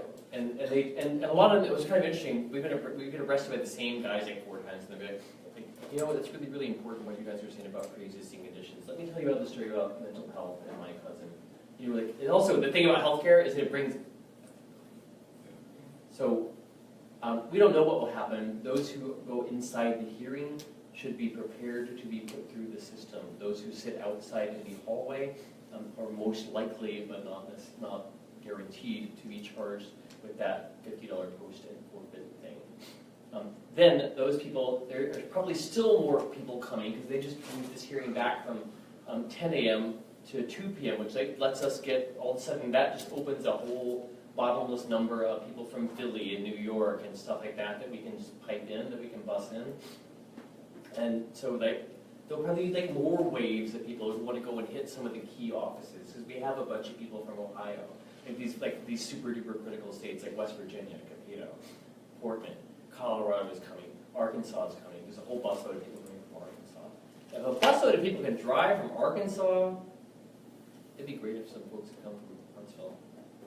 Look, people drove from they didn't drive from Mobile. That's actually far. Mobile's actually far. But you guys drove from. We drove from Tuscaloosa. I picked Tuscaloosa? up Kathy Lauderdale, who lives in, I'm not sure exactly where Kathy lives, but I picked her up outside of Fort Payne. I met her actually. I mean, then that's Bird Dog Connection. I forget how Kathy got into the loop, but just kind of, this thing is happening, who wants to go? Frank James is driving from Tuscaloosa, who wants to ride with her? And now Kathy and I are really good friends because we spent, all this time together. But we would totally pay for our regular bands or whatever. We'll put you up in a church and all that sort of stuff. So that's what's going on Monday. Then for folks, and some people will be held in jail. Then there'll be others of us who stand outside and cheer for them on that Monday at the same time. The 31 people who are mostly from Laurel Mondays and some white coat sort of doctor groups that are also kind of ours, because when they were med students, I trained them as bird doggers. It's kind of funny. You just get to meet all kind of people over here. So they were the ones who disrupted the Senate vote. Remember the Senate tried to have a vote and they got disrupted? They were all charged with the misdemeanors. They were all getting this offer right now of the no big deal kind of offer. But they all spent the night in jail and stuff like that.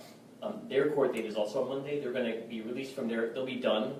Monday they'll come out and have a press conference, a bunch of church people and doctors, religious leaders and stuff. And they'll have a press conference right before to sort of announce that people are going to go and shut down this hearing. Then that's only Monday. Then there's Tuesday, Wednesday, Thursday, Friday, and we need to do stuff every single day. So seriously, we will pay to get people there. As long as we can get you arrested at least once, then we'll put you up for a whole week. it really wasn't bad. So do y'all already have your bond or bail or whatever prearranged? You walk in, well, again, that was part of the instructions, well, the $50 anyway, the post and forfeit was those of us who thought we were going to get post and forfeit were instructed to have $50 on us. Okay. If we didn't have our own $50, they were providing it. Our CEO goes, you figure out how many people have signed up to participate in civil disobedience, and you take that number and you subtract the 10% who will flake out, and you add the 5% who opted in at the last minute, and then you take out $50 in cash and $50 bills for every last one of those people. And sometimes it's this really extraordinary pain in the ass amount of $50 bills to withdraw. The day that we got it was 200 people got arrested. That's live. Okay. Anyway, so It's live? Yes. See, that's the thing. Oh, that's on Facebook right now? It's on live. the Madison County Democratic Women. It's a really heavy times. If right now, what happens in the next 10 days, I'm sorry, what happens in the next 9 days and change is what we will remember for the rest of our lives. If we are worried about the emergence of militiamen and white supremacists and the Klan, if we are concerned about a political environment and the people that want to take away health care in order to pay for tax cuts for the rich, if we're concerned about a political world that makes electing a rapist and a racist possible, the way that we can put them on their heels and keep them on their heels and demolish them and break their hold on America is to stop the passage of this bill. We don't have much time. You know, so it'd be great if folks wanted to able to come in and help out. There's some opportunities to make a splash on this debate coming up. There's some opportunities to stop a hearing, and actually they only have until the 30th. We're just going to steal one of their fucking days. They don't even really have the 30th, right? They have to do it by the 29th, right? I heard that because the 30th was Rosh Hashanah, they're not going to vote on it on the 30th. They're not going to vote for it on Thursday, on Saturday, so it's got to be by Friday. That'd be awesome if they did. Would you trust that? I would not trust that. Yeah. Oh, yeah, if they're Jewish, they're gonna respect Rosh Hashanah. At the moment, they think they have the votes. It is not that clear. You know, they're saying enough for McConnell to say that he's going to schedule a vote for next week. You know, like we're very close with Gardner, with Moran, with Young, Corbin, Capito. We haven't necessarily lost McCain. You know, there are other folks. It will then have to go to the House. There are some members who could well be turned. There are a lot of people. A lot of House members are much more worried about this than even the senators because they all go up for election next year. A whole ton of them are going to lose their jobs over this. They know they're going to lose the House. It's part of why they're so bum rushing this thing because they've already lost their chances at holding the House. So they might as well extract their pound of flesh, which is tax cuts for the rich, out of it. You know, so like we have some work to do, but we don't have very many days to do it. But we will remember what happens. You know, like it could be the time that we actually beat them, totally beat the Trump agenda. We were supposed to. Paul works his ass off too. That's why he's giving. I mean, all he's been for the last 2 days is on the phone, working with groups. Because once you become, he facilitated. Some of us in Tuscaloosa had 2 different conference calls with Strange's healthcare aides, facilitated by these guys. You know, so he's like, that's what he's doing. That's what they're doing. I mean, so they're training us to bird dog. That's like step 1 is get into these town halls. But then you also begin to feel empowered and feel like you can actually have a conference call with Senator Strange's aides. And again, does it accomplish anything? I don't know, but you did it. You know, you talked to them. You know, you talked to them on the phone. And then we have one without him because we felt like we could set it up and actually talk to us now. So, you know, but he's just on the phone. I mean, arranging these people in Kansas, these people in Arkansas. I mean, not Arkansas, but actually Arkansas does rock, by the way. I left that out of the story. So I'm in D.C. There's only 2 of us from Alabama. It's a red state, okay? It's a long drive. There were 20-something people from Arkansas, y'all. It's almost the same state, except that they have Medicaid expansion. That's kind of what I came up with. It's part of why they are so fired up. But, you know, it's a red state. It's just as far away. You know, it wasn't like, you know, but they're a pretty powerful group of activists. A lot of them who I met, you guys said to kind of bond, you know. I rode in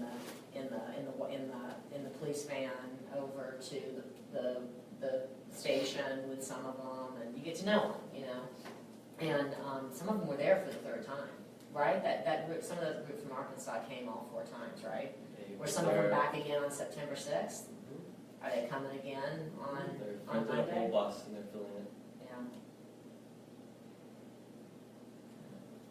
Yeah. Yeah, there's a woman that I met in Northwest Arkansas. Her name is Katie, and she's just like a, you know, they have Katie too. Young white gal, like who, you know, she has this sort of horrible progressive disease that is sort of, like, she wasn't really in a wheelchair when I met her, like 4, maybe 5 months ago, and she needed a walker, and now she's in a chair, and she didn't have a feeding tube, and she didn't have a medicine port, but, and she had set up a GoFundMe, please don't make me have to have a feeding tube, and she was one of the people who way back in February was like, singular cotton or policies will kill me. Oh, yeah.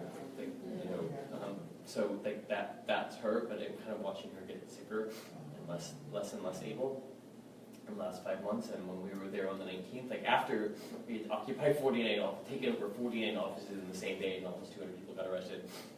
Like people who were just getting out of jail, we get wind that the Republicans who have just been beaten are trying to have like a little secret cabal in this office, and we find out whoever is still around that we put them in the Arkansas bus and run over and just bum rush that office. And like Katie gets back just out of jail, she gets back in the bus and goes over to the Senate office. She goes up there and she pulls her fucking tube out. So that her stomach contents are emptying on the floor, saying that talking about what the impact of what they're trying to do could be on her. So like the stakes are really, really high. You probably noticed. So like I don't know. I hope that we can figure out. Are we supposed to like role play how to write a good question or something? It's almost 8:30. Yeah. And I also want you to show them that, teach them that,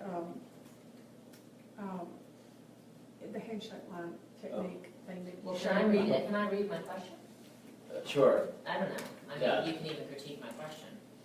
We were gonna role play. Yeah, but I told him. let's just do this. Like, let's kind of workshop a good question. Okay. Right now? Yeah. Is that okay? May I? Yeah. Let's hear this so-called good question. Congressman. Thank you very much for coming. I appreciate your support. I'm glad to be here. I don't believe you're totally honest with me. I forgot to God bless you. Oh. Congressman, in 1969, my sister was born with a hole in her heart that did not close, which my family did not learn about for several months. And by the time that we had the surgery to repair that, it left her both physically and mentally disabled. And with that pre-existing condition, my family was saddled with a insurance plan that would not adequately support someone in that condition. Thankfully, finally, my sister has got onto Medicaid and has adequate health care for the first time in her life. Now, I know that there are proposals up in D.C. advocating block granting Medicaid to the states. I have lived in Alabama all my life. I know what those people down in Goat Hill are like. If there's a budget crisis, they will balance the budget on the back of my sister's insurance. Today, will you commit to oppose any bill that will block grant Medicaid?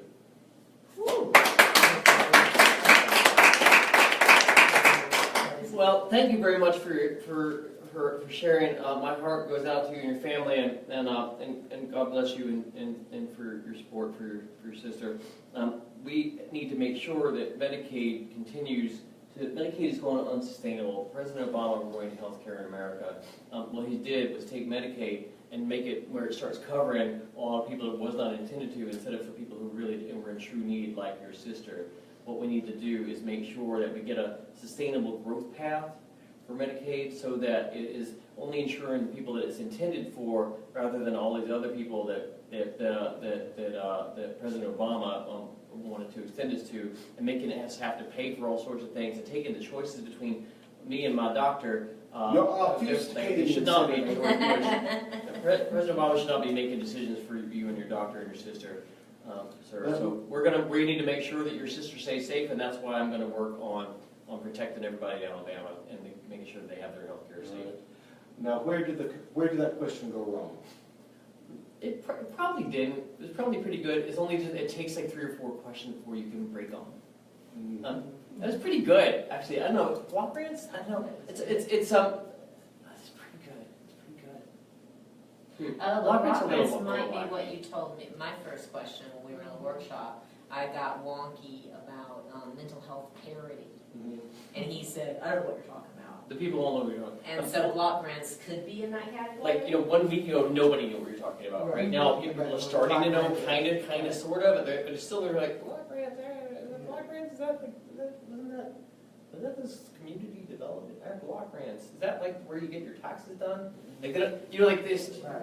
Or at school when you get the grant. Yeah.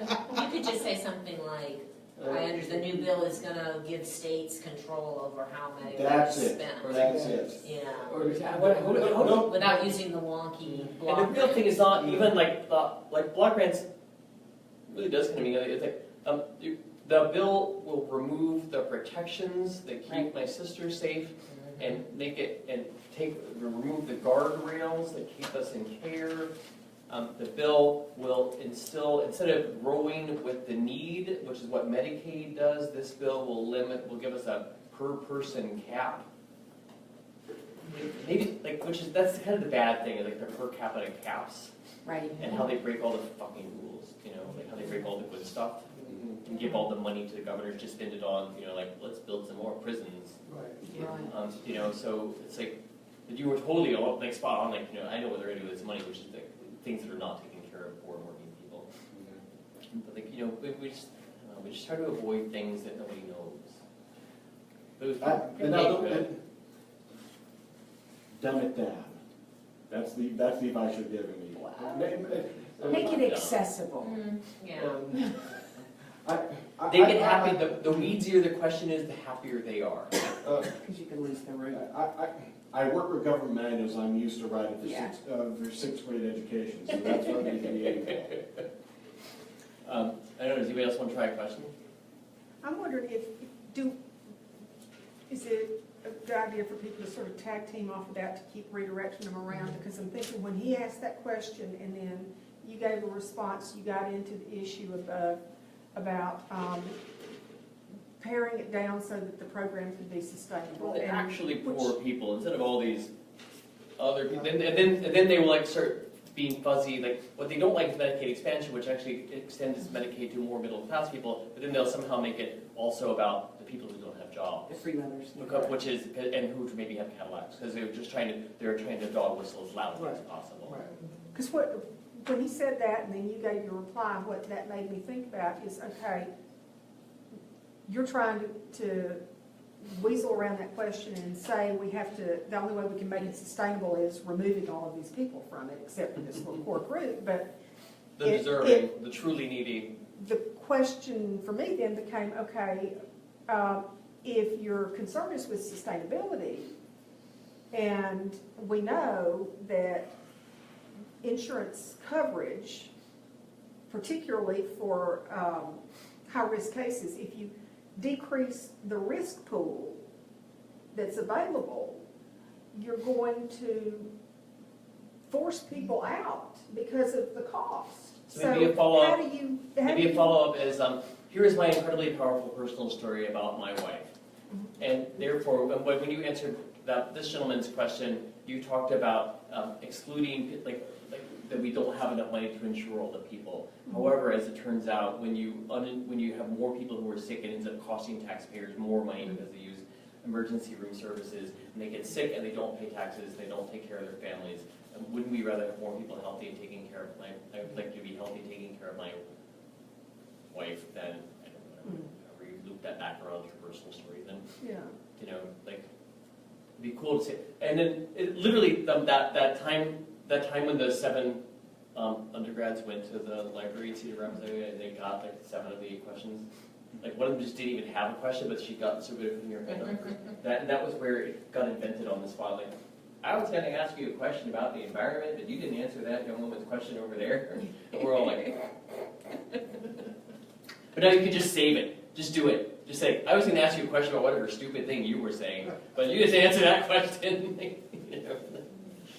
But yeah, we follow up. Just gotta keep following up. I'm confused about the answer that you gave him. Did you say? Could you actually get several people with stories together, like a follow-up might be, one of my friends had a child with a heart defect, and they just passed $1 million, he's 8 months old, and they just passed $1 million in healthcare. She's got bills. We actually took them to the Senate office building and went to each office, and so we sat down with their healthcare policy specialist and said, look, this is what, I mean, this child is going to be on his own. You know, yes, Medicaid paid for part of this. You know, these kids are 3 years out of college with this baby. And, you know, insurance did cover a lot of it. But, you know, if Medicaid hadn't paid for part of his therapies, you know, he's on a feeding tube still. And, you know, they would be, I'm not saying they would be bankrupt, but they would be in bad shape. They might be out of their house. You know, so do we throw poor little Parker off of, is that what you're saying? You know, can you commit, you know, to not throwing little Parker off this? Would you protect little Parker? I mean, and his parents, and his, you know, young parents who are working very hard, both of them are diligent, good people, supporters of the community. I mean, do you want them out of their house? Is that what you're saying? You know? One might, but do you include then, will you do this specific thing? Because when we were tempted to say, how do you sleep with your night being such a stinking rotten bastard that you are, it just isn't, it's like, well, I'll somehow manage to turn this question around and something gets me a round of applause and gets you booed. Like, you know, because it's just like, it is satisfying to say, how do you sleep at night? I hate you so much. But it's not the game. That's what we were talking about. We were talking about the anger. It's not- It's so angry. No, absolutely, but we funnel it into a, will you do this thing that will fix it? And then you can say, or do you throw, you know, do you throw a little so-and-so off the bus, or like, but it's implied, even if you don't want to, it's very strongly implicit. You know, like, will you do this simple thing that saves everybody, or will you be an axe murderer? Yeah. And you can always write the 2-page, I hate you, you're horrible letter. You know, Well, you're but sitting that's in not, line. but that's not really the place for it in the town hall, you know? Do it on resist pod. Yes, yes, yes. Yeah, except no one plugged his fax machine. I'm gonna write down the call-in number on this thing here. Is there enthusiasm for this call? Not a lot. So, yeah, thanks for hanging in there for a really long time. I'm really grateful for me, everybody. Thank you. You dropped your phone. And thanks. Are there folks that think they might want to go? What do you need to know about tomorrow or Monday? What do we need to know to get on the thing for Monday? I mean, I gotta think about it. I won't give an answer right now. I can send an email with a little write-up or a Facebook thing or something like right away. Do you want to write this? Actually, that is in 5 minutes. What is? That. It's No, in it's 1 at minute. 9:30, it's at 9:30. You're on Eastern time. And What your do you want thoughts me to on write it, down? http:// I learned that you actually have to type this part for this address. Never mind. Don't worry about that. It's not true. bat.ly/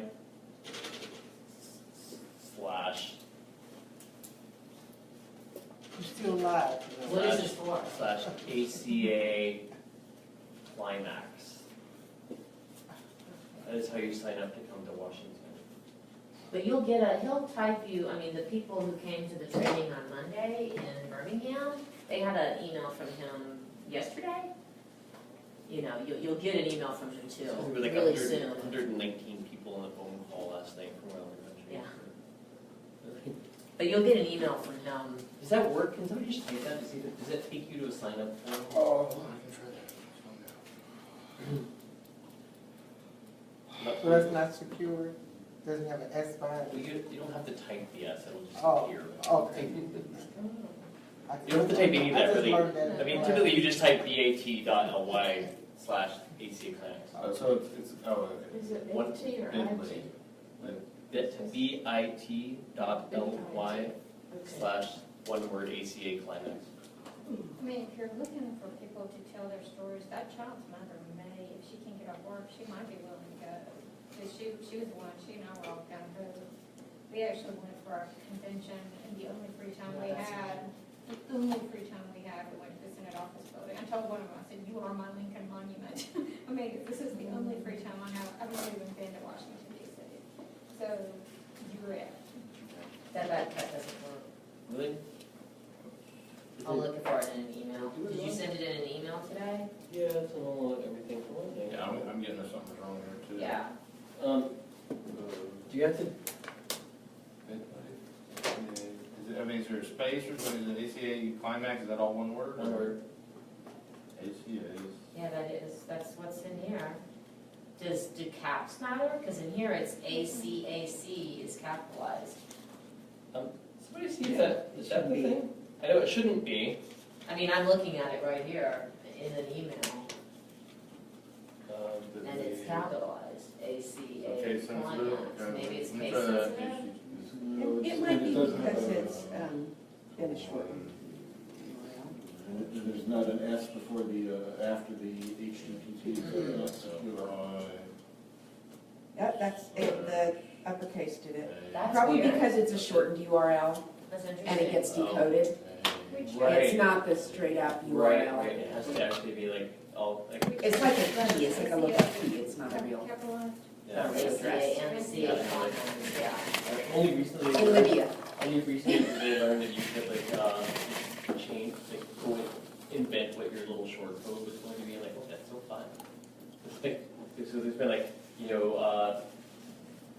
kill the bill, like that lead, kill the bill, and all these other things. And will there be any, I mean, are people gonna, I mean, I don't know, like, I mean, some of my thing is depending on whether or not people are carpooling and stuff like that, I mean, I don't know. I can't go this time, so I'm not driving. The guy who's going from Mobile, is Matt flying? I don't know. He's going, because he said he's not gonna be able to come to Montgomery tomorrow, because he's saving all his childcare and money to go to I can't DC. wait for his son to be just a little bit older. Hmm? His son, who has like cystic fibrosis, and like who is awesome. They have the cutest kid you've ever seen. Like he has to spend like literally 2 hours a day having his chest dumped in on a machine. But that's also bird dog or gold if you have cute kids. Oh, yeah. Danielle and Matt need to bring their older daughter, who's just like this little blonde golden Yeah, he says girl. he's going. He says, I'm exhausting my childcare options and travel budget on a DC trip. So there is someone coming from Did he Alabama, say but that he's to him? probably flying. He responded to the thread about the call. They should tell him that we're paying for these things. We should not be doing that. So if this lady wants to go, y'all can, if she can find a place to stay, She doesn't need a place She- to stay. so you She can can- sleep at the church. okay, y'all can cover her, I mean, Southwest, goes there, y'all can cover her Southwest flight. We'll find whatever flight it is. I have When to. you fill out the form will include if you need help with travel, it asks you if you're willing to get arrested, it helps them then start communicating with people. Right, Paul, that's the way it works? There's how's about this? There's like the thing at the very, very tippy top of my Facebook, unless people know I try to block it from all sorts of other weird things.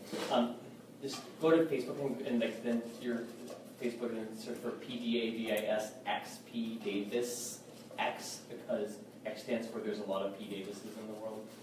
So You're not just Paul Davis? I'm PDAVISX. And then the very, very tippy top thing is a shareable public announcement and link to the sign-up form. I don't know, if you share that in your group. Like on your Facebook? And it's, what am I looking for here? I don't see it. The very tippy top of me. Okay. So I need to go to Yeah, your page first, okay? I'm trying to figure out how to, we'll type up everybody's email address soon I enough. don't see But the tippy top of the deal. I don't know what what do you're you talking mean? There's you scroll down past all your list of friends and, goodness, where are these people? Some dog up there, dog. about. Oh, you mean just in a post? Yeah, it's a post. Okay, that's what you were, I was like looking for something. All days with link Jennifer or Sun walking something. around. Yeah, it's a post. Okay, I see something that's, a link, looks like a link to a Google Doc. Yeah. Is that it? Can Okay. you cut and paste that entire thing, that posting?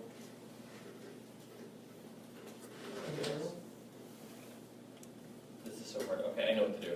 Here, we're gonna do this a simple way. Um, Okay, I can't tag you that way. I'm gonna get Never through. mind. What do you want me to do?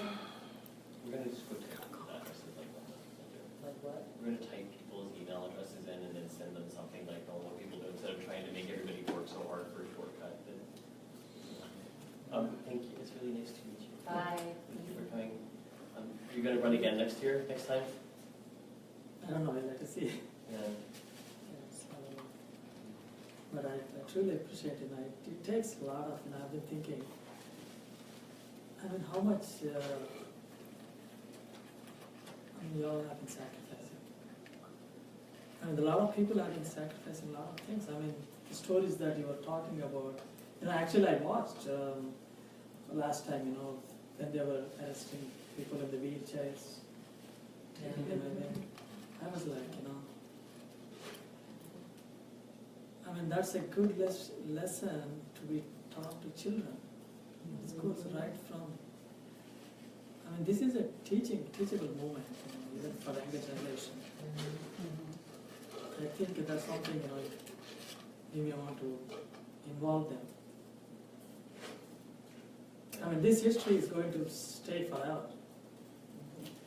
And we're changing the course. We're like the outcome of a huge amount of consequences to the good or to the bad is determined in the next 9 days. It's kind of giant. It's like kind of giantest thing. It's been a very epic battle since November, and we're at a serious turning point right now. And thank you very much for spending the evening with me and Franny. And thank you very much, Amy, for everything. So nice to meet